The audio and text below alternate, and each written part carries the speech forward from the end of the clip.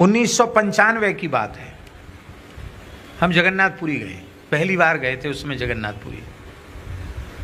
रथ यात्रा का दिन था, तो सवेरे सवेरे वहाँ लोकनाथ महादेव हैं, लोकनाथ महादेव जी का दर्शन करने जा रहे थे। तो बीच में एक स्थान संत का आश्रम दिखाई पड़ा। गौड़ी परंपरा के संत थे, तो ऐसे ही सहज थोड़े पैदल चलते चलते थक से भी गए थे, तो कहा चलो यहाँ थोड़ी देर बैठ लेते हैं, फिर चलेंगे। यहाँ पूछ भी लेंगे कि लोकनाथ महादेव कितनी दूर हैं। वो ठाकुर जी की कृपा से उस मोहल्ले में ही आ गए थे, वो पास में ही थे लोकनाथ महादेव। गए वहाँ, सवेरे सवेरे का समय था। तो काले पत्थर की कुंडी में ठाकुर जी खड़े थे और पंचामृत से वो शंख से वो संत उनका अभिषेक कर रहे थे। रथ यात्रा थी तो ठाकुर जी का अभिषेक कर रहे थे। और पर्दा तो लगा था, लेकिन पर्दे के एक किनारे से दर्शन हो रहा था, ठाकुर जी का अभिषेक हो रहा है। तो जैसे हमारे साथ एक संत और थे, तो जैसे हम पहुंचे तो उन्होंने पर्दा से झांक के देखा। महात्मा ने, नई आयु के संत थे, 20-25 वर्ष की उम्र रही होगी उन संत की। बहुत अकिंचन भाव से एक बहिर्वास पहने हुए, उघारे पुघारे, बढ़िया सुंदर गला भर कंठी और बड़े इकहरे शरीर के महात्मा, बहुत अच्छे। हिंदी टूटी फूटी बोलते, हिंदी बोलना ठीक नहीं जानते। बोले, महाराज कहाँ से आई है? हमने कहा हम लोग वृंदावन से आए हैं। अच्छा, वृंदावन से? वृंदावन का नाम सुनते वो इतने प्रसन्न हो गए वो संत। बोले कहाँ जाएगा? हमने कहा यहाँ लोकनाथ महादेव का दर्शन। तो आज रथ यात्रा है, आज तो उत्सव है, पुरी में प्रसाद कब मिलेगा कोई पता नहीं है। आप लोग कुछ बाल भोग किया है? नहीं किया बाल भोग, तो बाल भोग करके जाओ। हमने कहा नहीं, लेट हो जाएंगे, विलम्ब। नहीं नहीं, विलम्ब नहीं होगा, बाल भोग। तो तुरंत उन्होंने चिवड़ा, संदेश, केला एक पत्तल पर लिया, तुलसी जल छोड़ के, वो पंचामृत की कुंडी में खड़े थे ठाकुर जी, तुरंत तुलसी जल छोड़ के भोग लगा दिया, ऐसे दिखाया। और एक पत्तल हमको, एक पत्तल बाबा जी को परोसी और तुरंत उन्होंने रख दिया। तो हमने कहा हमको इतनी जल्दी नहीं है, आप प्रेम से ठाकुर जी को स्नान करा लें और फिर भोग, श्रृंगार भोग धरावें, थोड़ी देर बैठ जाएंगे, कोई बात नहीं। खराब जगह में खड़ी है गोपाल जी, अरे दूध दही में खड़ा है, तो खराब जगह में नहीं खड़ा है, वो तो खड़ा ही रहेगा, जाएगा नहीं यहाँ से। आप चला जाएगा, हमारा गोपाल जी रुष्ट हो जाएगा।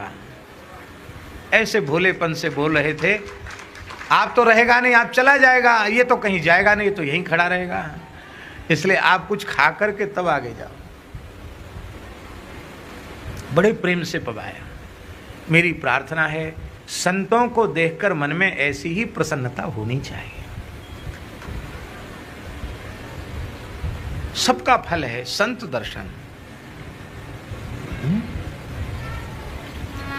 भरद्वाज जी ने क्या कहा कि हमने अपने जीवन में जितने साधन किए थे निष्काम भाव से, उनका फल मिला कि लखन राम से दर्शन पावा। श्री राम लक्ष्मण जानकी जी का दर्शन मिला। अब हमारे मन में विचार उठ रहा था कि हमने जीवन भर जो कुछ भजन साधन किया निष्काम भाव से, उसका फल श्री राम लक्ष्मण जानकी का दर्शन मिला। तो राम लक्ष्मण जानकी के दर्शन का फल क्या है? राम जी के दर्शन का फल क्या है? तो भरद्वाज जी कहते हैं, ते ही फल कर पुनि दरस तुम्हारा, सहित प्रयाग सुभाग हमारा। राम जी के दर्शन का भी फल है भरत जी जैसे प्रेम मूर्ति संत का दर्शन। संत का दर्शन, भगवत दर्शन का भी फल संत दर्शन है। इसलिए महाराज जी लिखा है, वैष्णवो वैष्णवम दृष्ट्वा दंडवत प्रणमेत भुवि सद्बंधुरिव सम्मान्य अन्यथा दोष महान स्मृता। महाराज जी लिखा है, वैष्णव वैष्णव को देखकर दंडवत प्रणाम करे। कैसे? बोले जैसे आपके बड़े भैया आ जाते हैं, आपसे बड़े पिताजी, आपके पूज्य आ जाते हैं, तो आप किसी भी स्थिति में आप उठकर उनकी अगवानी करते हैं कि नहीं? ऐसे ही वैष्णव को सदा अपने से ज्येष्ठ श्रेष्ठ मानना। भले ही वह आयु में छोटा ही क्यों ना है, पर मस्तक पर ऊर्ध्वपुंड रहे, गले में तुलसी है, तो उसे भगवत रूप मानकर उसका आदर करना, उसका सम्मान करना। शालिग्राम जी सवा मन के, हमारे वृंदावन में सवा मन के शालिग्राम जी हैं, सवा मन के शालिग्राम का मंदिर है। तो सवा मन के शालिग्राम जी हों या सवा क्विंटल के हों या सवा टन के हों, तो ही वो दंडवत प्रणाम और वंदन और पूजन के योग्य हैं। और इतने छोटे हों तो निम्बार्क पीठ में श्री राधा सर्वेश्वर भगवान विराजमान है, कितने मधुर हैं, इतने छोटे। आचार्य चरण उनका दर्शन मंगला में अभिषेक के बाद कराते हैं तो हथेली पे रख के दर्शन कराते, दूर से तब दर्शन होता, इतने सूक्ष्म है। उसमें भी वो लेंस ऊपर ऐसा रखते हैं तब दर्शन होता, इतने सूक्ष्म है ठाकुर जी। श्रीनाथ जी तो बड़े हैं, नवनीत प्रिय जी कितने मधुर हैं, एकदम छोटे हैं। अरे छोटे होने से महिमा कम हो गई क्या?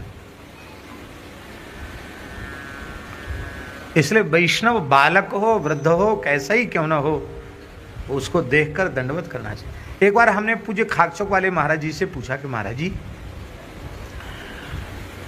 आरती स्तुति के बाद हम लोग आपको दंडवत करते हैं, तो आप हम सबको कहते दंडवत दंडवत दंडवत ऐसे बोलते हैं आप। तो कोई तो आपका चेला है, कोई आपका नाती चेला है, कोई पनाती चेला भी है, आप तो चेलों को तो कम से कम कहें आशीर्वाद आशीर्वाद, ऐसा कुछ कहना चाहिए। आप दंडवत बोलते हैं। महाराज जी हंसने लगे, बोले बच्चा यही तो बात है, साधु साई अभी तुम नहीं जानते हो। भाई चेला हो नाती चेला हो कोई हो, है तो भगवत शरणागत वैष्णव, भेष भगवान का है, भगवान का भेष उसके पास है। तो तुम हमको गुरु दादा गुरु मान के दंडवत कर रहे हो, और हम आपके मस्तक पर जो भगवान का स्वरूप विराजमान है उस स्वरूप को हम दंडवत कर रहे हैं। क्योंकि टकसाली संत दंडवत का उत्तर दंडवत से ही देते हैं, दंडवत महाराज दंडवत महाराज। दंडवत करना चाहिए। वैष्णव को देखकर यदि मस्तक नहीं झुकाया तो 1 वर्ष का भजन भगवत सेवा का फल नष्ट हो जाता है। आजकल जो भक्ति है ना, वो परिचय की भक्ति है। हमको आप पहचानते हैं तब तो महाराज दंडवत, और हमारे से आपकी जान पहचान नहीं है तो आप चाहे जो बने रहो, फिर आपको कोई दंडवत, कोई राम राम श्याम श्याम नहीं, कुछ नहीं। अरे भाई परिचय शरीर का नहीं है, भगवत संबंध का है। मस्तक पर तिलक है, गले में तुलसी है, यही परिचय पर्याप्त है। और इसको देखकर हमारा अपना कोई, हम पहली बार हमने देखा, हम जानते पहचानते नहीं, पर मस्तक पर तिलक है, गले में तुलसी है, संत का वेश है, तो मन ही मन हम उनका को प्रणाम कर लें, चरणों में मस्तक झुका लें, दंडवत कर लें, या सीताराम राधे से हम बोल दें, तो हमारा क्या घाटा है? घाटा तो कुछ नहीं है।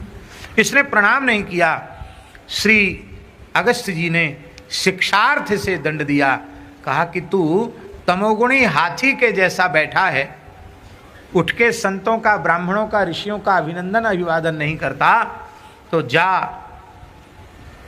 घोर तमोगुण प्रधान हाथी की योनि में चला जा। इसने चरणों में प्रणाम किया अगस्त्य जी को, और उसने कहा देखो हम तो प्रति पल प्रति क्षण भगवान की कृपा का अनुभव करते हैं। हमारा स्वभाव ऐसा नहीं कि कोई संता में हम खड़े न हो, पर हम खड़े नहीं हुए ये भी भगवान की कोई लीला इच्छा है। हम तो भगवान के हैं, और आपने हमें शाप दे दिया ये भी भगवान की कृपा ही है। कोई बात नहीं, हम हाथी बन जाएंगे, बस हम इसलिए आपको प्रणाम या वंदन नहीं कर रहे हैं कि आप हमारे शाप को मेट दीजिए। हम तो केवल इतनी सी कृपा आपसे चाहते हैं, इस कृपा की याचना करते हैं कि हे भगवान, हाथी की योनि में जाने पर भी हमको भगवान की याद आ जाए। हाँ ठीक है, संकट का अवसर आएगा तो इस जन्म की उपासना के संस्कार उस हाथी के शरीर में भी प्रकट हो जाएंगे। आशीर्वाद दे दिया, और इस प्रकार से भगवान ने अपना पार्षद उसे बना लिया। ये गजेंद्र जो है जय नाम का पार्षद हुआ, और ग्राह विजय नाम का पार्षद हुआ। जय विजय हो गए। और ये जो हुहू नाम का गंधर्व था जो ग्राह बना, इसी सरोवर में जिसमें गजग्राह लीला हुई, इसी सरोवर में महर्षि देवल स्नान करके अपना आन्निक कृत्य कर रहे थे, संध्योपासन कर रहे थे। संध्योपासन के बाद जप कर रहे थे और ये हुहू नाम का गंधर्व जल में विहार कर रहा था, तैर रहा था।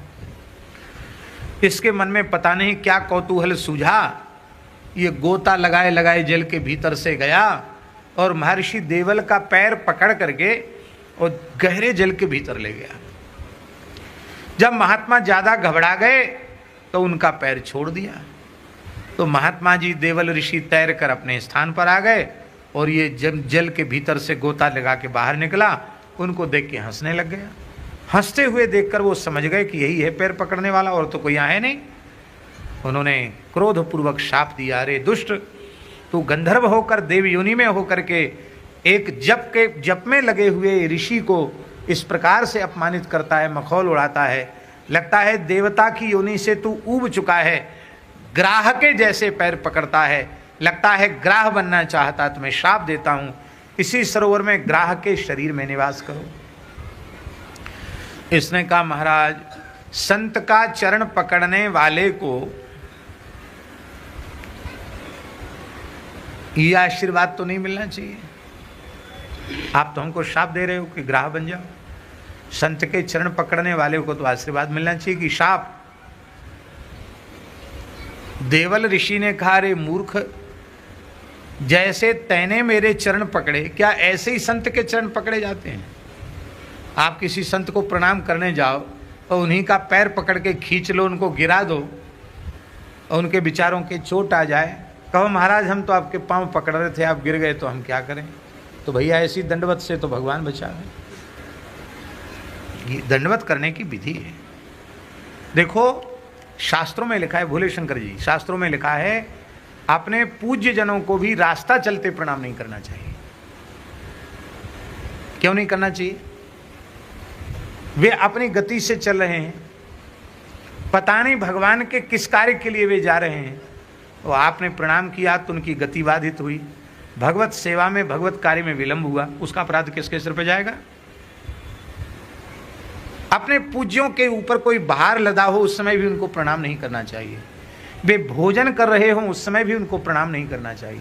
वो भगवान के श्रीअंग की सेवा कर रहे हैं उस समय भी प्रणाम नहीं करना चाहिए, क्योंकि भगवत सेवा में अपराध हो जाता है। भगवान के सामने कोई पूज्य नहीं है, भगवान ही सर्वोपरि हैं। अब उनके सामने हमने प्रणाम स्वीकार कर लिया तो हम भी अपराधी हैं और प्रणाम करने वाला भी अपराधी है। इसलिए भगवान के सामने प्रणाम नहीं लिया जाता। मंदिर में बहुत से लोग दौड़ते हैं, कोई महात्मा आए, बिहारी जी, राधा वल्लभ जी, राधा रमण जी, श्रीनाथ जी, जगन्नाथ जी, कहीं हो, लोग दौड़ते हैं प्रणाम कर ले। नहीं नहीं, भगवान जगन्नाथ हैं, वो अलग हो जाएं, भगवान से किनारे अलग खड़े हो जाएं, बैठ जाएं तो आप प्रणाम करो, मना नहीं है। जिन संतों की मर्यादा है कि वे चरण स्पर्श नहीं कराते हैं, तो हम जबरदस्ती उनके पांव पकड़ के छुएं और उनको कष्ट हो जाए तो? अब स्वामी श्री राम सुखदास जी महाराज, उनके कोई चरण स्पर्श कर ले तो वो 24 घंटे का निर्जल करते थे। अब हम किसी संत को भूखा प्यासा रख दें 24 घंटे के लिए, ये तो भैया इससे अच्छा तो दूर से प्रणाम करो। तो जब आसन पर सुस्थिर भाव से विराजमान हो तब उनको प्रणाम करना चाहिए। प्रणाम की भी एक मर्यादा है, पद्धति है। और जो लोग नहीं चाहते हैं उनको दूर से आप मन ही मन प्रणाम कर लो, छूने की क्या आवश्यकता है। वृंदावन की घटना है एक आश्रम की, आश्रम का नाम हम नहीं लेंगे, विरक्त संतों का ये आश्रम। एक महात्मा का नियम था वो किसी से पैर नहीं छुआते, और दूसरे महात्मा ने सौगंध खा ली हम इनको पांव पकड़ के रहेंगे। अब उन्होंने उन महात्मा को दंडवत करने के लिए बहुत दौड़ाया। अब बेचारे भजनानंदी महात्मा थे, एकहरा शरीर था, बूढ़े थे, कहाँ तक दौड़ते दौड़ते दौड़ते अंत में वो उम्र थी उनकी 50-55 साल की तो कम से कम रही होगी, और जो पैर पकड़ने वाला था वो 20-25 साल का था, उसमें जोर ज़्यादा था। उसने महात्मा को खूब दौड़ाया, गोरेदाव जी वो दौड़ाया, और अंत में वो जो महात्मा थोड़ी उम्र थी जिनकी, वो तो थक गए। तो एक कोने में जाके वो खड़े हो गए कि अब हम यहाँ से भाग के कहाँ जाएं। उसने कहा अब तो ये भागेगा नहीं, तुरंत पैर पकड़ लिए, पैर पकड़ के जोर से पैर पकड़ ले। उन महात्मा को गुस्सा आया, हमारा नियम तोड़वा दिया इसने। तो गुस्सा आया तो और तो कुछ उन पे चला नहीं, उन्होंने दांत से काट लिया कंधे में, जोर से बंदर जैसे कचर दिया। तो जो दंडवत कर रहा था वो भी कोई एकनाथ जी तो नहीं था क्षमाशील, उसने पैर का अंगूठा मुंह में लेके जोर से कचर दिया। अब दंडवत जिसको दंडवत किया उसके तो अंगूठा कचर गया, और जो दंडवत करने वाला था उसका कंधा कचर गया। दोनों को ही खून आ गया महाराज। दोनों को लेके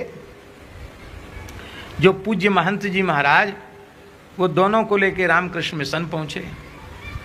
तो वहाँ एक बंगाली महात्मा थे जो प्रमुख थे, वहाँ शक्ति स्वामी नाम था उनका, बहुत अच्छे संत थे। तो शक्ति स्वामी ने कहा कि क्या हुआ, ये खून कैसे आया, इसका पैर का अंगूठा, इसका कंधा, ये खून कैसे आया।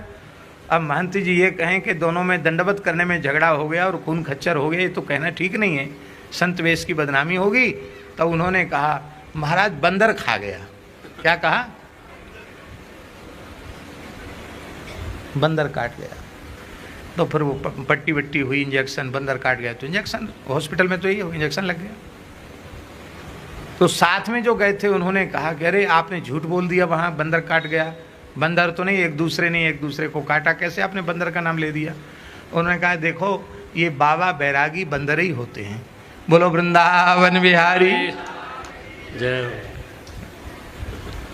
तो ये कथा हम इसलिए नहीं सुना रहे कि आप हंसो, हम इसलिए करें ये कोई दंडवत है भाई, दोनों ही घायल हो गए, ये दंडवत नहीं है। दंडवत तो हृदय का भाव है, प्रणति हृदय का भाव है। आप मन से भाव से प्रणाम कर लें, वही ज़्यादा अच्छा है। बोलो भक्तवत्सल भगवान की जय। इस प्रकार से, लेकिन आहा धन्य है। देवल ऋषि ने कहा कि भले ही तूने अविधि पूर्वक प्रणाम किया और हमको डरा दिया, भयभीत किया, लेकिन तुमने संत चरण की महिमा का गान किया, इसलिए हम प्रसन्न हैं। महात्मा भी किस बात पे राजी हो जाए क्या पता। बोले इसलिए हम आपके ऊपर ये कृपा भी करते हैं कि इसी सरोवर में मौज से रहो। जब भगवान का गजेंद्र भक्त यहाँ आएगा और उसका चरण पकड़ लोगे तो तुम्हारा उद्धार हो जाएगा, तुम्हारा परम कल्याण हो जाएगा। बस बात ये है, पैर पकड़ के फिर छोड़ना नहीं। यही किया उसने, 1000 साल तक युद्ध हुआ, लेकिन गजेंद्र का पैर उसने पकड़ के ही रखा, छोड़ा नहीं। बोलो भक्तवत्सल भगवान की जय। इस प्रकार से बड़ा अद्भुत चरित्र है। तो ये ग्राह और गज के पूर्व जन्म का चरित्र है। ये गजेंद्र मोक्ष लीला का जो श्रवण है उसकी महिमा क्या है। एतन महाराज तवेरितो मया कृष्णानुभावो गजराज मोक्षणम स्वर्गम यशस्वम कलिकल्मषापहम दुस्वप्ननाशम कुरुवर्य शृण्वताम।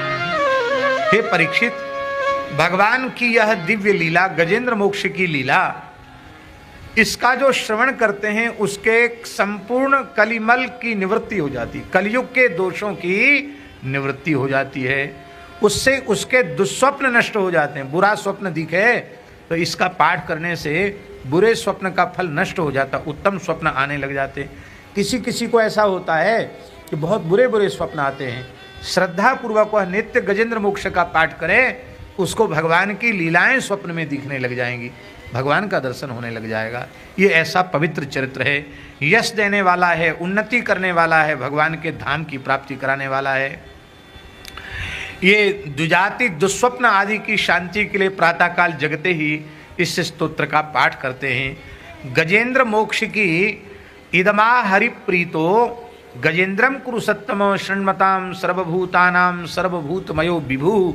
सर्वभूतमय भगवान श्री हरि ने गजेंद्र का उद्धार करने के बाद बात कही थी। भगवान ने क्या कहा, सबसे बड़ी फलश्रुति है इसकी, गजेंद्र मोक्ष की। श्री भगवान उवाच। अच्छा एक बात बताओ, हम सब अपना परम कल्याण चाहते हैं कि नहीं चाहते हैं? कैसे होगा? कैसे होगा? ये होगा, गीता जी में भगवान कहते हैं कि मेरा स्मरण करते हुए यदि देह त्याग करेगा तो नैति मामेति सोर्जुनो, लौट कर संसार में नहीं आता है, वह मुझे ही प्राप्त हो जाए। जो मेरा स्मरण करते करते देह का त्याग करता है। तो ये कब होगा? जब मृत्यु के क्षण में हमें भगवान की स्मृति हो जाएगी। बहुत ध्यान से सुने,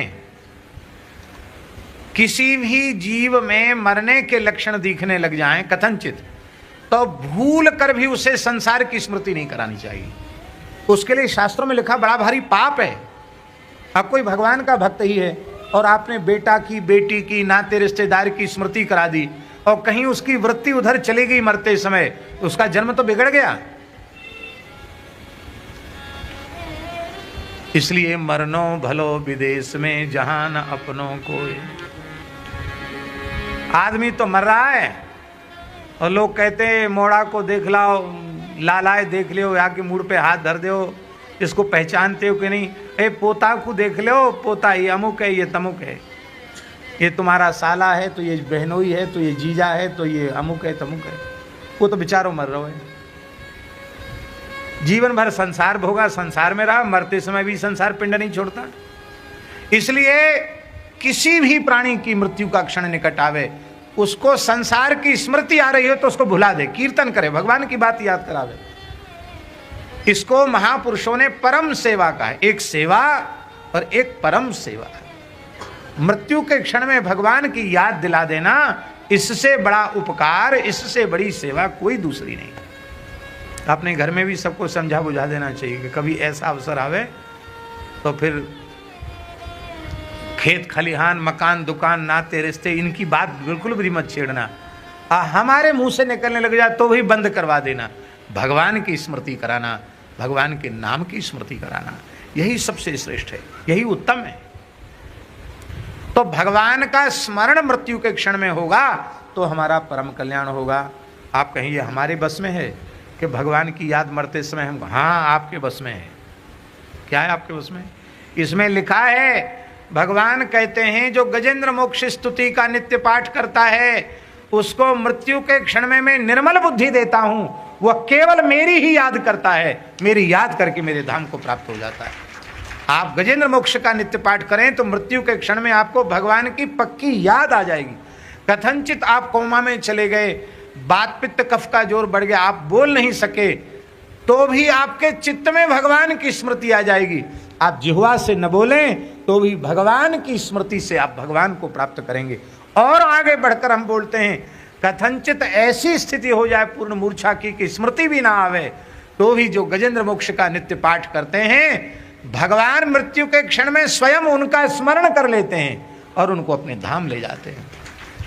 इसलिए और महाराज जी, संकट नाश के लिए, आसन्न संकट निवारणार्थ गजेंद्र मोक्ष से बढ़कर कोई दूसरा स्तोत्र नहीं है। कोई ऐसी विपत्ति किसी भी मनुष्य पे आ जाए जिसका समाधान नहीं निकल रहा हो, बहुत घबराहट हो रही हो, आप स्वयं पाठ कीजिए और अच्छे पवित्र भगवत भक्त वैष्णव ब्राह्मणों के द्वारा गजेंद्र मोक्ष के पाठ का संकल्प कराइए। उस गजेंद्र मोक्ष करने लग जाए, अहर्निश गजेंद्र मोक्ष करें, चाहे जैसा असाध्य संकट होगा गजेंद्र मोक्ष के पाठ से तत्काल दूर हो जाएगा। भगवान ने कहा, श्री भगवान वाचो, भगवान कहते हैं कि जो ब्रह्म वेला में उठ करके मेरा स्मरण करते हैं, गजेंद्र तेरा स्मरण, मेरा स्मरण, इस सरोवर का स्मरण, पर्वत कंदरा बनवेद कीचक इनका स्मरण, पर्वत शिखर का स्मरण, ब्रह्मा जी का, शंकर जी का स्मरण, क्षीर सागर का, श्वेत द्वीप का, श्रीवत्स कौस्तुभ मणि वनमाला, कौमोद की गदा, सुदर्शन चक्र, पांचजन्य शंख, पक्षराज गरुड़, मेरे सूक्ष्म कला रूप शेष जी, मेरे आश्रम में रहने वाली लक्ष्मी देवी, ब्रह्मा जी, देवर्षि नारद, शंकर जी, भक्तराज प्रहलाद, मत्स्य कच्छप वाराह आदि अवतार, सूर्य चंद्रमा अग्नि ओंकार सत्य मूल प्रकृति गौ ब्राह्मण अविनाशी सनातन धर्म सोम कश्यप धर्म की पत्नी दक्ष कन्याएं गंगा सरस्वती अलकनंदा यमुना ऐरावत हाथी भक्त श्रोमणि ध्रुव 7 महर्षि पवित्र कीर्ति वाले नल युधिष्ठिर, इन सब का स्मरण करते हैं, वो संपूर्ण पापों से छूट जाते हैं। ये सब मेरे ही स्वरूप हैं। और ये माम स्तुवन्त्यनेनांग प्रतिबुद्धि निशाच्ये तेषां प्राणात्यये चाहम ददामि विबलाम मतिम। भगवान कहते हैं कि हे गजेंद्र भक्त, जो ब्रह्म बेला में उठ करके तुम्हारी इस गजेंद्र मोक्ष स्तुति का पाठ करेंगे, मृत्यु के समय में मैं उन्हें निर्मल बुद्धि प्रदान करूंगा, जिससे वे मेरा स्मरण करते हुए मेरे चरणों को प्राप्त कर लें। बोलो भक्त वत्सल भगवान की जय। और भगवान गरुड़ पर विराजमान होकर के अपने धाम को चले गए। आप लोग कहेंगे आपने इतनी लंबी चौड़ी लिस्ट बता दी, इनकी याद करो, इनकी याद करो, इनकी याद करो, इनकी याद करो, नहीं हुई तब क्या करोगे? बहुत से लोग तो संस्कृत पढ़ने में उनको बड़ी कठिनाई होती है। हमारे बाबूजी कहते संस्कृत, संस्कृत नहीं बोलते, संस्कृत बोलते।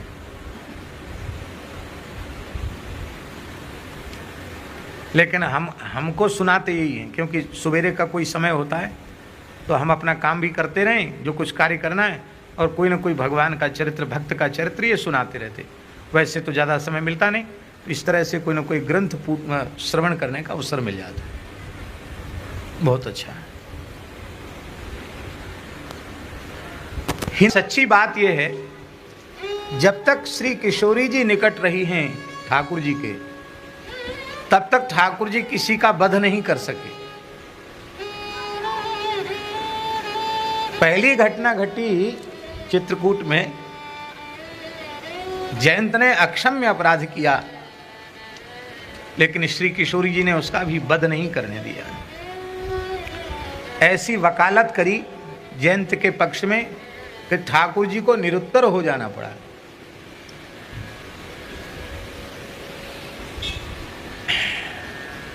पद्म पुराण में ये पंक्ति है, पद्म पुराण में, कि ये जयंत जब आया शरण में लौट के नारद जी की प्रेरणा से, तो भगवान श्री राम के चरणों में गिरा तो सही, पर विपरीत गिरा। भगवान की तरफ पैर कर लिए और सिर विपरीत दिशा में हो गया इसका।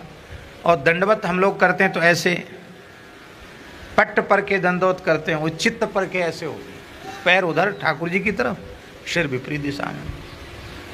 तो पद्म पुराण में भगवान व्यास लिख रहे हैं कि उसकी इस दशा को देखकर किशोरी जी अत्यंत द्रवित हो गई, और उन्होंने अपने करकमल से उसको उठाया और तच्छिरः चरणेषु योजया मास जानकी, श्री जानकी जी ने उठाकर उसके मस्तक को राम जी के चरणों में रख दिया। हम पहले ये सोचते थे कि ये महापुरुषों से सुना तो किसी दाक्षिणात्य आचार्य की पंक्ति होगी, हमने पूछा नहीं था, लेकिन पद्म पुराण के मूल पारायण में ये प्रसंग आ गया, ये पंक्ति भी आई। तो महाराज जी रघुनाथ जी फिर भी मुंह ऐसा किए हुए, तो आप रुष्ट हैं? हाँ, इसने अक्षम्य अपराध किया है। किशोरी जी ने कहा अपराध तो समझदारों से होते हैं, अबोध बालकों से अपराध नहीं होते। कहा बोध बालक है। अरे तुम नहीं समझती हो, ये देवराज इंद्र का पुत्र जयंत है, कुछ भी बना रहे, आप जानिए समझिए, हम तो इसकी शिशुता का विचार कर रही हैं। क्या? बोले इसको ये भी पता नहीं है कि प्रणाम कैसे किया जाता है, इतना छोटा बच्चा है। अब बहुत छोटे बच्चे होते हैं, उनको कहो प्रणाम करो तो वो कहो उधर मुंह करके खड़े हो तो उधर ही सिर झुकाने लग जाएं। उनको नहीं है कि प्रणाम इधर करना कि इधर करना, माने जहां किया वहां प्रणाम कर लिया। अभी प्रणाम तक करना इसको आता नहीं है, मैं इसको सिखा रही हूं कि प्रभु के चरणों में ऐसे दंडवत प्रणाम करो, तो आप पंडिताई छांट रहे हैं कि अपराधी है, यूं है त्यों। अपराधी नहीं, वाल्मीकि में स्पष्ट है, विददारस्तनांतरे, केवल चरण को क्षत विक्षत किया ऐसा नहीं, वक्ष में इसने चोट पहुंचाई। कितना बड़ा अपराधी है, कितनी अनधिकार चेष्टा है इसकी। तो श्री किशोरी जी ने कहा आप पिताजी हैं ना, पिताजी ही बने रहिए, आप माताजी नहीं। माताएं समझती हैं छोटा बालक जब उसके नए नए दांत निकलते हैं तो स्तनपान करते करते मैया के पयोधर को क्षत विक्षत कर देता है, तो मैया उसकी नार नहीं दबा देती है, प्रसन्न होती है, बालक के दांत निकल आए हैं, मेरा बालक है। जिसके प्रति आप अपराधी बता रहे हैं वह मैं स्वयं अपराध नहीं गिन रही हूं, मान रही हूं, तो आप क्यों हठात बलात् इसको अपराधी बनाने पर तुले हुए हैं? और मान लो आपके कहने से ये अपराधी है भी, तो अब आपका शरणागत है। विश्वद्रोह कृति अघज ही लागा, शरण गयो प्रभु तदपि न त्यागा। कोटि विप्र बध लागे जाऊ, आयु शरण तजऊ नहीं ताऊ। इन सब बातों को आप भूल गए। भगवान बोले ऐसे वैसे मनमाने तरीके से शरणागति नहीं होती है, आचार्य द्वारा होती है। ये अविधि पूर्वक शरणागति है, इसकी विधि पूर्वक शरणागति नहीं है। किशोरी जी बोली और विधि होती क्या, हमें तो यही समझ में नहीं आता। नारद जी आचार्य हैं कि नहीं? नारद जी ने आपके नाम का उपदेश किया, आपकी महिमा का उपदेश किया। दीक्षा में किया क्या जाता है? आपका नाम सुनाया जाता, आपकी महिमा का बोध कराया जाता, जीव का आपसे नित्य संबंध है, ये बात बताई जाती है। फिर गुरु महाराज ही, आचार्य ही आपकी शरण भेजते हैं। नारद जी ने आपकी शरण में इसको भेजा है, तो आचार्य द्वारक ही इसकी प्रपत्ति है। फिर आप कहें कि पंच संस्कार, तापम पुंड्रस्तथा नामो मंत्रो माला च पंचमः, अमी ही पंच संस्काराः परमई कांते हेतवः। ये पंच संस्कार हैं। तो यदि आप जानना ही चाहते हैं तो मेरी उंगलियों में संपूर्ण दिव्य चिन्ह अंकित हैं, और मैंने स्वयं ही इसका स्पर्श किया तो सब छाप इसके लग गई। आपके दिव्य आयुधों की छाप से यह अलंकृत हो गया। और तुलसी मेरा ही स्वरूप है, मैंने स्वयं इसकी नार पकड़ ली, कंठ पकड़ लिया, तो तुलसी वाला संस्कार भी हो गया।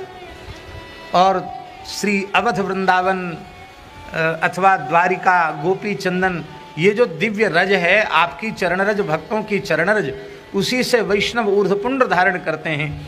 चित्रकूट की रज इसके मस्तक पर आपको दंडवत करते हुए लग गई है। इसके ऊर्ध्वपुंड भी हो गया, मंत्र भी हो गया, ताप भी हो गया। और यह जीव है कि नहीं? यहाँ जीव तो है। तो जीव मात्र आपका नित्य दास है और आप जीव मात्र के नित्य स्वामी हैं।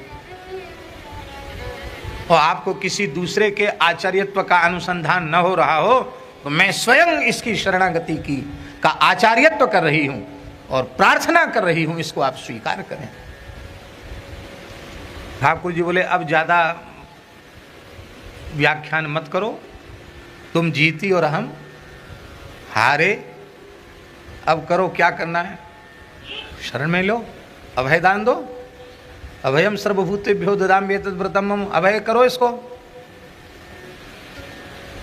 बोले तो हो जाएगा, आपने कह दिया तो हो ही जाएगा, पर हमारे बाण का क्या होगा? क्यों, भले ही एक तृण ही सही, इशिका ही सही, सींक ही सही, हमने उसका ब्रह्मास्त्र का संकल्प करके उसको प्रेरित किया है, ब्रह्मसर बनाया है, वो तो व्यर्थ नहीं जाएगा।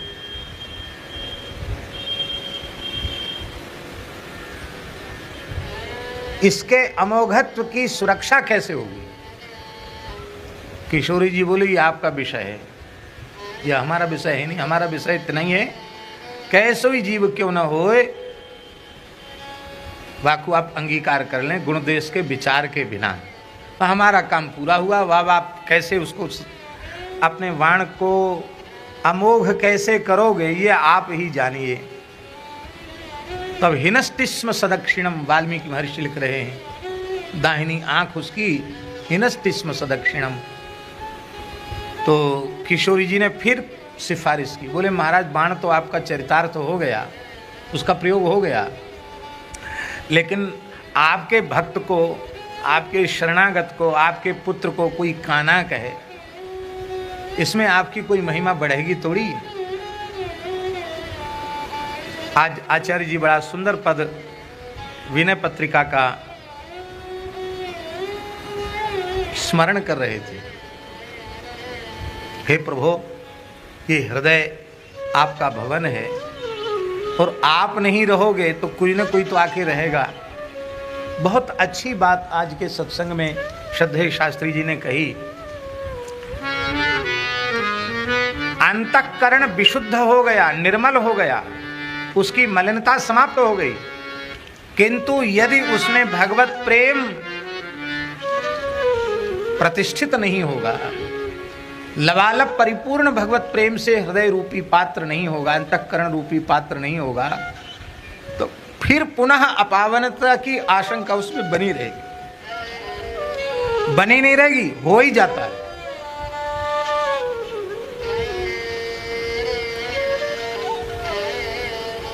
कुछ न कुछ तो रहेगा। इसलिए इतना लबालब प्रेम भर जाना चाहिए कि सूरदास जी के शब्दों में मन में रहो नाहिन ठौर, नंद नंदन अछत कैसे आनिए उर और। चलत चितवत सुपन सोवत दिवस जागत रात, चित्त ते वह मधुर मूर्ति छिन न इत उत जात। ये अंतःकरण बन जाए तब क्या कहना।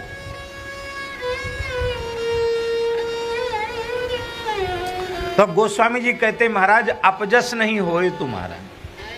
हमें तो बड़ी चिंता इस बात की है कि किसी कमजोर आदमी का भी घर छीनने लग जाता है, कोई कब्जा करने लग जाता है, वो पूरी शक्ति लगाकर अपने घर की रक्षा करता है, और सर्वसमर्थ सर्वशक्तिमान उसके भवन पर चोर डकैत कामक क्रोधादि कब्जा कर रहे हैं। इसमें आपकी बदनामी हो रही है, इसकी हमें बड़ी पीड़ा हो रही है। कह तुलसीदास सुनु रामा, तस्कर लूटे तब धामा। चोर आपके घर में लूट मार मचाए हुए।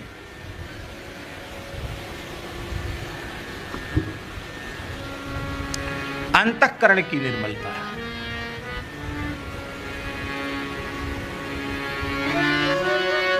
और बहुत अच्छी बात आपने स्मरण कराई कि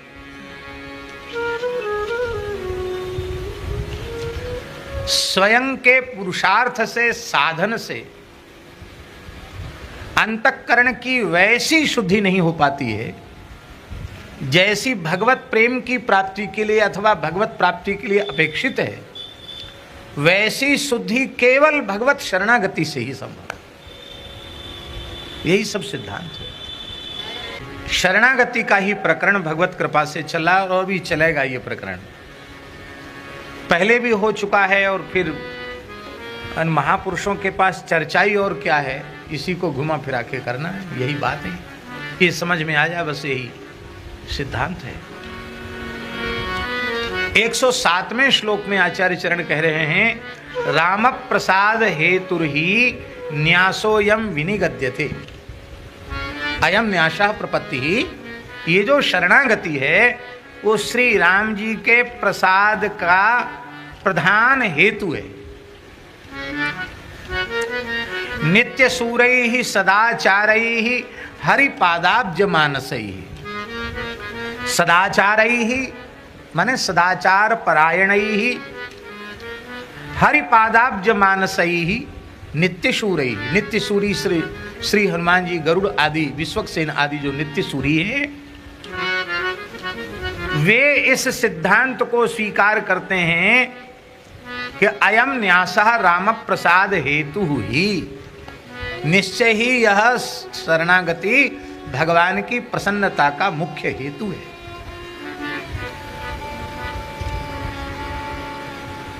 हमारे ठाकुर जी की आदत, स्वभाव, कोई जीव इनके सामने शरण शब्द का उच्चारण कर दे, बस इनका रोमांच हो जाता है, ये पिघल जाते हैं, ये द्रवित हो जाते हैं, इनके नेत्र भर आते हैं, ये मुस्कुरा जाते हैं।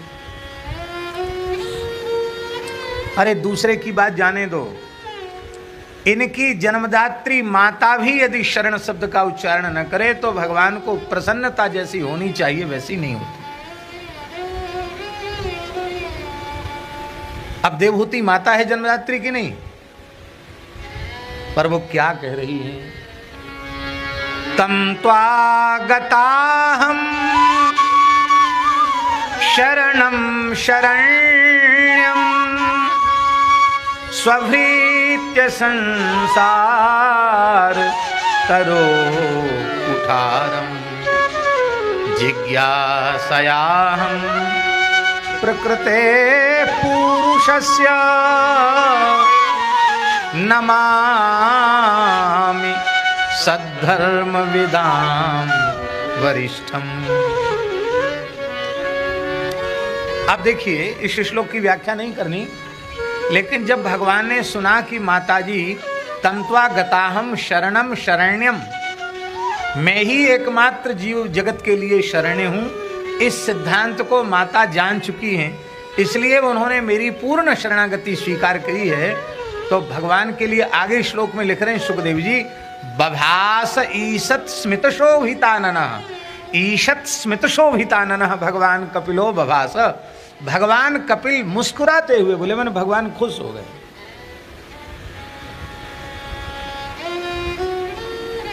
अंबिका वन में नंद बाबा के चरण को अजगर ने निगल लिया।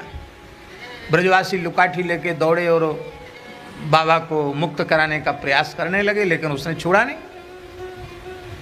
तो बाबा चिल्लाए, सर्पो माम ग्रसते तातो प्रपन्नम परिमोचय।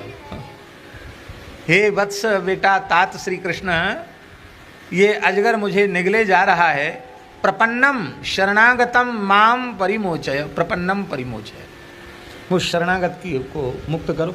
तब ठाकुर जी आए, ठाकुर जी ने चरण छुआया और उसकी सदगति होगी। उसने अपना परिचय दिया, मैं सुदर्शन नाम का विद्याधर अंगिरा गोत्री ब्राह्मणों के शाप से इस योनि को चला गया, पर उनकी बड़ी कृपा, हमें ब्रजवास मिला, आपके चरण का स्पर्श मिला, मैं धन्य हुआ, इस प्रणाम करके चला गया। हमारे महाराज जी कहते थे कि बाबा को बड़ो खराब लगे। बाबा बोले, कन्हैया, घटना के क्षण में तू उपस्थित था और सवरे ग्वाल वाल हमें बचाए हुए दौड़ के आए, तू ना आया हो। जब मैंने तोए बुलाया और आवाज दी प्रपन्नम परिमोचय, तब तू आया। अपने पिता के संबंध को बिल्कुल विस्मृत कर दिया क्या? बाबा ने उराहना दिया, प्रेमोपालंब दिया ठाकुर जी को। ठाकुर जी ने कही, बाबा बुरो मत मानियो, हमने एक कानून बनाया।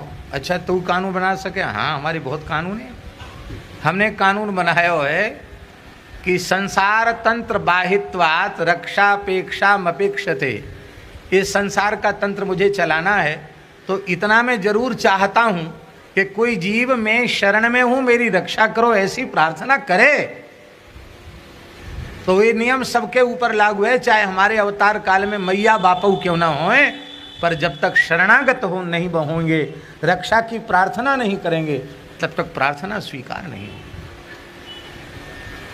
ठाकुर जी का स्वभाव ऐसा है। इसलिए भगवान की प्रसन्नता का हेतु है शरणागति। और भगवत शरणागति।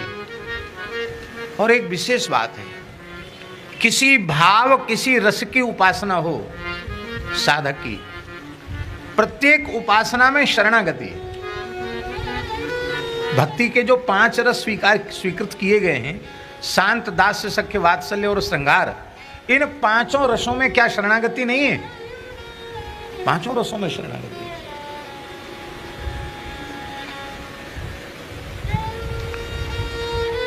किशोरी जी ने सोचा, शास्त्री जी, कि मैं यदि इस रावण को, अहंकारी रावण को कहूंगी कि तू राम जी की शरण में चला जा, तो चिढ़ जाएगा।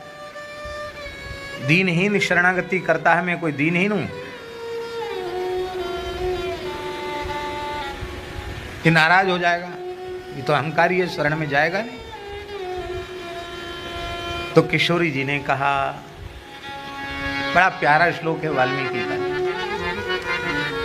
विदितः सही धर्मज्ञः।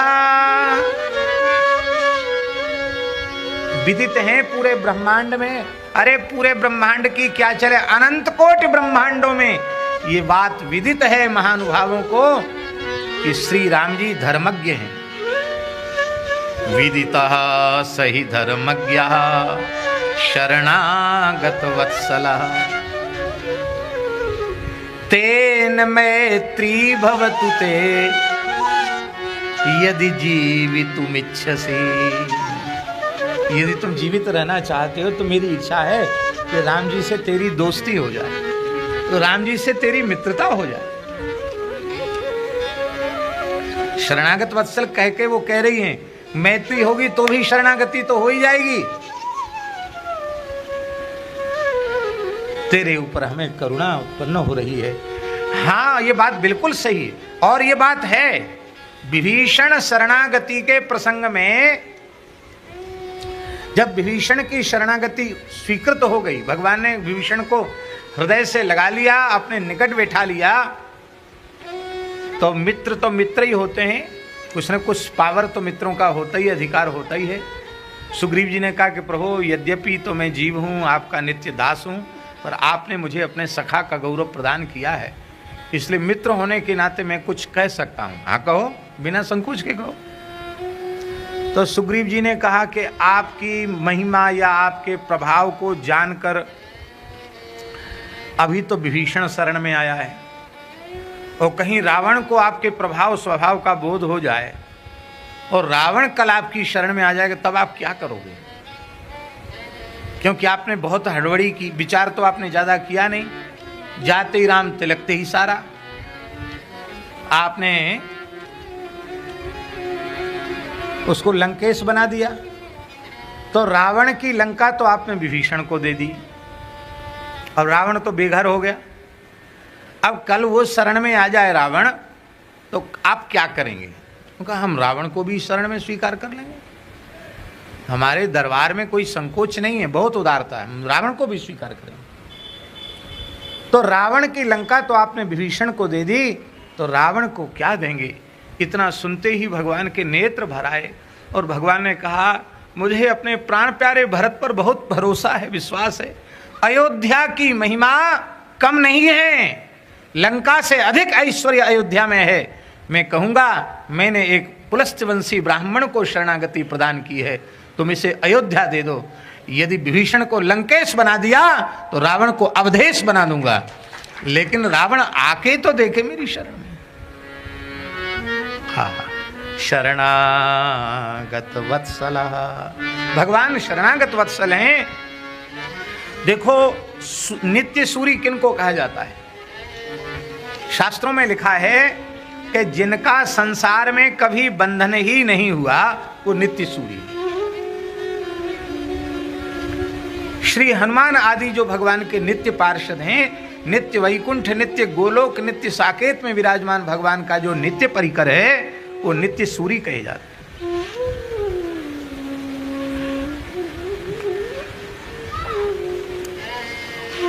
ये नित्य सूरी सदाचार परायण रहते हुए इनकी चित्तवृत्ति सदा भगवान के चरण कमलों में लगी रहती है, और क्षणार्ध के लिए भी इनकी स्मृति शरीर संसार में लौट के नहीं आती है, नित्य सूर्यों की। और वे नित्य सूरी एक मत से यह बात कहते हैं कि भगवान की प्रसन्नता का हेतु केवल और केवल शरणागति ही है। भगवान को प्रसन्न करना चाहते हो तो आर्त हृदय से एक बार कह दो, श्री कृष्ण तवास्मि, एक बार कह दो, बस भगवान प्रसन्न होकर के इसको स्वीकार कर लेंगे। इसलिए इससे स्पष्ट है कि फल प्राप्ति का जो उपाय है वो भगवान ही, और शरणागति यही उनकी प्रसन्नता का साधन है, और कोई साधन नहीं है। कृत प्रपत्ति स्मरणम प्रायश्चित्तमथोच्यते परमाप्तैश्च तन्निष्ठैः कोविदैस्तैर्मुमुक्षुभिः अथ च तैः परमाप्तैः, जो परम आप्त हैं, तन्निष्ठ हैं, भगवन्निष्ठ हैं, कोविदैः, ऐसे शब्द ब्रह्म पर ब्रह्म की अपरोक्षानुभूति से जो युक्त हैं, ऐसे जो मुमुक्षु हैं, वो इस सिद्धांत को स्वीकार करते हैं, यह बात मानते हैं कि कृत प्रपत्ति स्मरणम एवं सर्वोत्कृष्टम प्रायश्चित्तम। पापों के कई प्रायश्चित्त हैं। श्रीमद् भागवत में 6ठे स्कंध में 3 प्रकार के प्रायश्चित बताए। पहला प्रायश्चित बताया कि कर्मणा कर्म निर्हारो नहियात्यंतक इष्यते अविद्वद अधिकारित्वात् प्रायश्चित्तम विमर्शनम। तत्व ज्ञान को ही पापों का श्रेष्ठतम प्रायश्चित माना। दूसरा, तपसा ब्रह्मचर्येण शमेन च दमेन च त्यागेन सत्य शौचाभ्याम यमेन नियमेन च देहवाग बुद्धिजम धीरा धर्मज्ञा श्रद्धयान्विता क्षिपन्त्यघम महदपि वेणुगुल्म मिवानला। ये दूसरा प्रायश्चित बताया कर्मानुष्ठान के द्वारा। और तीसरा बताया केचित केवल या भक्त्या वासुदेव परायणाः अघम धुन्वंती कार्त्स्नेनो निहारमिव भास्कर। तो इस तीसरा जो साधन है वो सबसे श्रेष्ठ है। और महाराज जी जहाँ भक्ति को साधन कहा गया वो नवधा साधन भक्ति है। वो साध्या रसरूपा प्रेम लक्षणा रागात्मिका जो भक्ति है वो वस्तुतः प्रपत्ति स्वरूपा ही है। वो प्रपत्ति से भिन्न नहीं है, वो शरणागति से भिन्न नहीं है। साधन भक्ति और साध्या रसरूपा प्रेम लक्षणा भक्ति स्वरूपा जो शरणागति है उसमें अंतर क्या है? उसमें अंतर यह है कि साधन भक्ति में जीवन की अंतिम श्वास तक साधन की अनिवार्यता है। अंतिम क्षण में भी विस्मृति हो गई तो अंतिमतिस्सा गति हो जाएगा।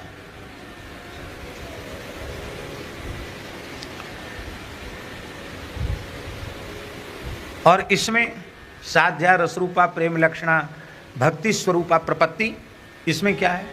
इसमें तो एक बार हो गई ठाकुर जी, कब ठाकुर जी जाने, तो हमारे ऊपर भारी नहीं, इनके ऊपर सब भारे, वो जो चाहे सो होगा। और हमें न कहीं सुविधा है और न हमें कहीं सुविधा है। हमारे ब्रज के रसिक कहते हैं,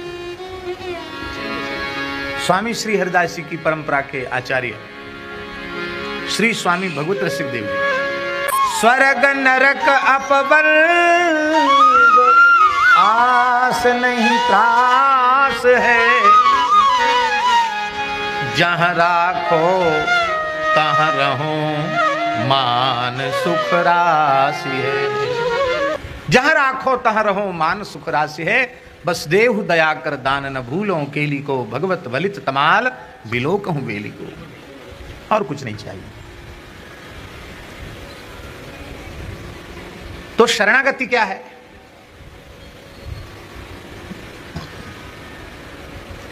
इसके एक अति सरल स्वरूप का हम स्मरण कर रहे हैं। श्री मलुकदास जी ने एक साखी में लिखा है शरणागति का, है पूर्ण शरणागति। माला जपो न कर जपो, माला जपो न कर जपो, जिह्वा कहो न राम, मेरा सुमिरन हरि करें मैं पाया विश्राम। जब तक हम स्मरण करते हैं तब तक भक्ति है, और जब भगवान हमारा स्मरण करते हैं तो प्रपत्ति हो जाती है। और स्पष्ट है, जब तक माँ की गोद नहीं मिलती तब तक बालक माँ माँ माँ कह के रोता है। और जब मैया बालक को मिठाई दो, मिठाई फेंक दे, खिलौना दे, खिलौना फेंक दे, कोई वस्तु देती है माँ, बालक फेंक देता है। तब लाख काम पड़े हों, बिगड़ रहे हैं तो बिगड़ जाएं, रोमते भय बालक को देख के मैया का हृदय व्याकुल हो जाता है और उस बालक को तुरंत छाती से लगा लेती है, दूध पिलाने लग जाती है। तो अब तक तो वो बालक भजन कर रहा था, मैया मैया मैया, अम्मा अम्मा, जो कुछ कहते हो सो कह रहो। तो अब वो दूध पी के मस्त है और मैया का भजन सब शुरू हो गया। अच्छा बेटा, मुन्ना बेटा, राजा बेटा, ले थपकी दे रही है, बालक का नाम ले रही, लोरी गा रही है। शरणागति माने श्री प्रियालाल जी की अंक, अंक मिल गई, फिर क्या रह गया? इसलिए सबसे श्रेष्ठ प्रायश्चित है भगवान के हो जाओ। सर्वधर्मान परित्यज्य माम एकम शरणं व्रज, अहं त्वा सर्व पापेभ्यो मोक्षयिष्यामि मा शुच। एक पद में आता है शास्त्री जी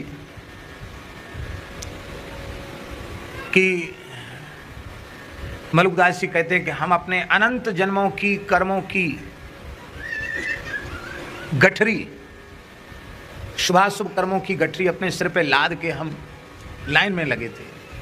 बहुत वजन था, कोई ठिकाना नहीं कितना वजन, हाथ पांव हमारे कप रहे थे वजन के बाद। ज्यादा वजन धरे तो ऐसे ही होता है।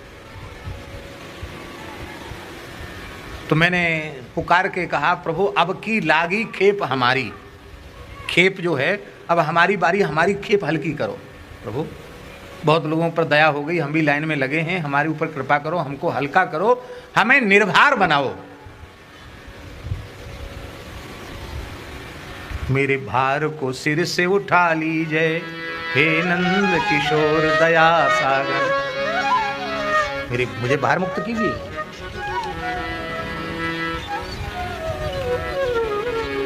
तो उन्होंने कहा तो इतना वजन लाद के तुम आए क्यों, पहले ये बताओ। सीधे साधे चले जाते कि वजन को अब ले कहाँ जाएं, ये हमारी अपनी कमाई है शुभाशुभ कर्मों की, इससे पिंड छूट नहीं रहा। कई जन्म हो गए और फिर भी सिर पे लदी भई है, क्या करें। तो भगवान बोले इसको पन्ना पन्ना पलट के हम देखेंगे तो बहुत समय हो जाएगा, बहुत लंबी लाइन है शरण में आने वालों की, और एक में ही हम फंस जाएंगे तो कैसे होगा। और ऐसा होता है।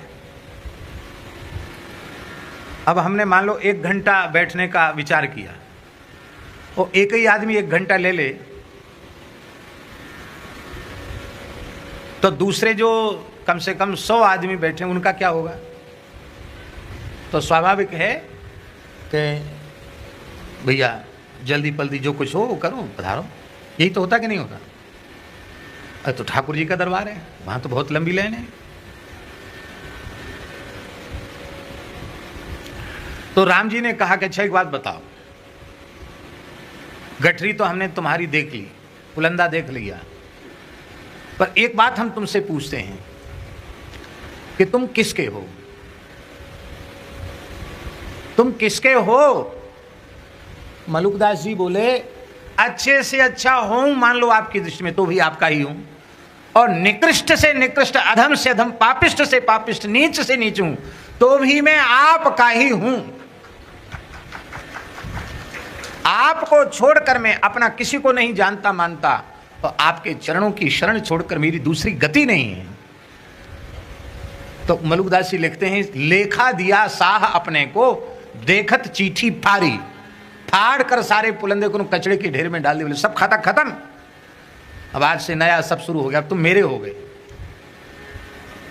आहा धन्य है। इसीलिए जब तक जीव पूरी तरह भगवत शरणागत नहीं होता तब तक निष्पाप नहीं होता, पूर्ण निष्पाप नहीं होता। और उसकी बात सुखदेव जी ने कही है।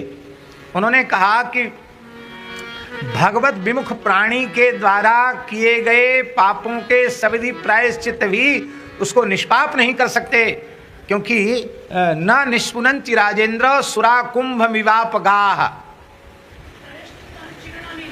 हाँ, प्रायश्चित्तानि चीर्णानि नारायण परांगमुखा न निष्पुनन्ति राजेंद्र सुरा कुंभ मिवापगा। हैं हम नारायण परांगमुखम न निष्पुनन्ति राजेंद्र सुरा कुंभ मिवापगा। वाह। स्वर्ण के कलश में ही मदिरा भरी भई हो, अब उसका मुंह बंद हो और गंगा जी में 1000 वर्ष तक डुबा के रखो तो भी पवित्र नहीं होगा। और मृत कलश ही क्यों ना हो, वह गंगाजल से परिपूरित हो तो बड़े बड़े महत् पुरुषों के मस्तक पर वो प्रतिष्ठित हो जाता है, विराजमान हो जाता है। भैया ये विमुखता की मदिरा जब तक भीतर भरी रहेगी तब तक पावनता आवेगी कहाँ से, पवित्रता आवेगी कहाँ से। इसलिए कृत प्रपत्ति स्मरणम एवं प्रायश्चित्तम, अलग से प्रायश्चित नहीं, जो शरणागति हुई है उसी शरणागति का स्मरण करना है। उस प्रपत्ति का स्मरण करने मात्र से वो निष्पाप हो जाता है।